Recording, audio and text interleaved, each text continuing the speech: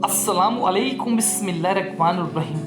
प्यारे दोस्तों, एक बुजुर्गाने दीन जो अल्लाह के वली हैं वो फरमाते हैं, उनके शहर में एक नौजवान रहा करता था जो अपनी ही चचा की लड़की यानी अपनी कज़न से मोहब्बत कर बैठता है।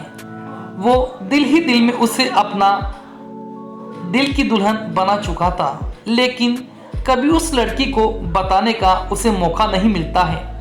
इसी बीच लड़की की शादी दूसरी जगह हो जाती है। कुछ सालों बाद लड़की के बच्चे हो जाते हैं, वह माँ बन चुकी होती है। एक दिन उसका शौहर काफ़ी बीमार होता है। लड़की अपना सारा रुपया इलाज पर खर्च कर देती है और घर में गरीबी और तंगदस्ती आ जाती है। बच्चों के लिए खाने के लाले पड़ने लगे। कंडीशन ऐसी हो गई, उस औरत को समझ नहीं आ रहा था कि अब वो क्या करें। अचानक उसका अपने चचेरे भाई का ख्याल आता है। वो उसके घर जाती है। भाई ने कहा, कहो क्या बात है, आज मेरी याद कैसे आ गई तुम्हें? औरत ने कहा, मेरे शौहर सख्त बीमार हैं, खाने के लिए कुछ नहीं, शौहर का इलाज भी करवाना है, बच्चों को भी खाना वगैरह का इंतज़ाम करना है। हे मेरे भाई, गरीबी ने हमें जकड़ रखा है। मैंने किसी और से कभी मदद नहीं मांगी, लेकिन मेरे बच्चों की हालत मुझसे देखी नहीं जा रही है। तुम मेरे भाई हो, तुम कुछ मदद कर दो। ज़कात खैरात जो कुछ भी देना चाहते हो मेरी मदद कर दो, ताकि मेरे भूखे बच्चों को खाना खिला सकूं। मैं जानती हूँ रिश्तेदार को ज़कात देने का सवाब भी ज़्यादा है। मैं तो तुम्हारी चचेरी बहन हूँ। यह सुनकर नौजवान ने कहा, है मेरी बहन, मैं तुमसे दिल की बात कहना चाहता हूँ। जब तुम्हारी शादी नहीं हुई थी तब मैं तुमसे बहुत प्यार करता था, लेकिन मेरे बताने से पहले तुम्हारी शादी हो गई। जिस दिन तुम्हारी शादी हुई उस दिन मुझे बहुत तकलीफ़ हुई। मैं तुम्हें पहले भी प्यार करता था और अब भी तुम्हें प्यार करता हूँ। तुम्हारा निकाह तो मेरे साथ नहीं हो सका क्योंकि तुम किसी और की बीवी बन चुकी हो और मेरे भी बीवी बच्चे हैं, लेकिन तुम्हारे लिए मेरे दिल में मोहब्बत अब भी बाकी है, इसलिए मैं तुम्हारी मदद ज़रूर करूँगा।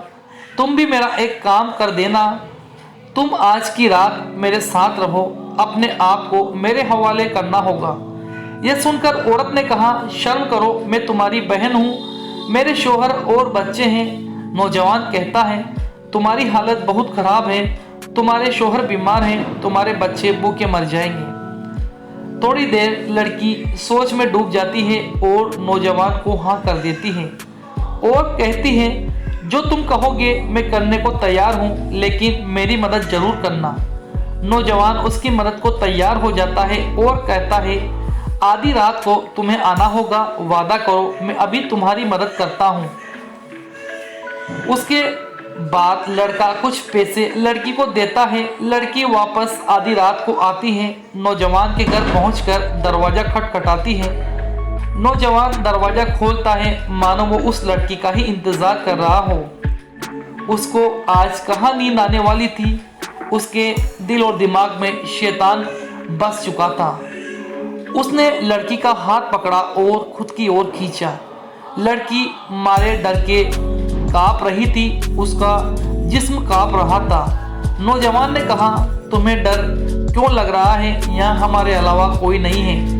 यह सुनकर लड़की कहती है, मेरे भाई, मैं किसी दुनिया वाले से नहीं डर रही हूँ, बल्कि मैं अल्लाह के खौफ से डर रही हूँ। हे नौजवान, तुम भी अल्लाह से डरो। तुम वो काम करने जा रहे हो जो तुम्हारे लिए हराम है। तुम्हारी बहन ने आज तक किसी गैर मर्द को आंख उठाकर नहीं देखा। आज तो मुझे अपने बिस्तर पर बुलाने की बात कर रहा है। ये मेरी मजबूरी थी जो मुझे यहाँ तक लेकर आई। तू तेरे चंद लम्हों की लज्जत के लिए मेरी ज़िंदगी भर की इबादत ख़त्म करना चाहता है। अल्लाह के अजाब से डर, कब्र के अजाब से डर। अल्लाह का नाम सुनकर वो नौजवान डर सा गया। जिसने अपनी ज़िंदगी गुनाहों के साये में गुजारी वो काँप रहा था।